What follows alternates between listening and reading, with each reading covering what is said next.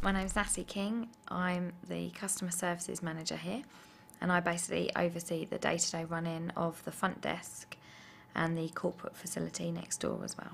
I have more involvement in the background, like working with accounts, setting up new procedures, doing sales and marketing, and just promoting the services that we offer.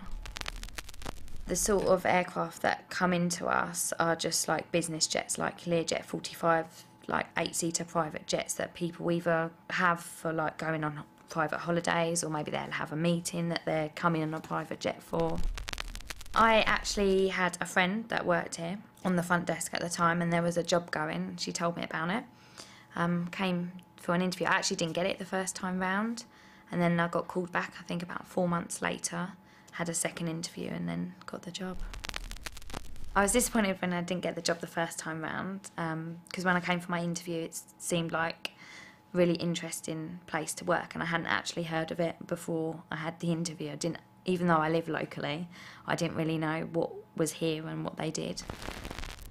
One of the best days was when Gatwick and Heathrow were closed. The runway was closed due to fog. We had good weather conditions here, so we actually had 40, 50 jets all come into us in one day, which is basically unheard of. But everything did run smoothly, like clockwork, and it's just a really good feeling and a really good buzz as well. It was a long day, but it's worth it. At school, I always wanted to be a journalist. I was really interested in creative writing. And I actually did my work experience for a local paper. I thought that's what I wanted to get into, but it didn't happen. To be honest, after my A-levels, I'd had enough of education. I just wanted to get a job and start earning money. Aviation is something I'm interested in now. It was nothing I'd ever thought of doing at school or ever even thought of, but now when you're in it, it's good. It's because it's so different every day. I don't think there's many jobs that you actually don't know what's going to happen that day that you go into work. I couldn't do an office job now. Before I started here, I did my A-levels, and then I went straight from that and started working in 2 different call centres. I did that for about 1.5 years.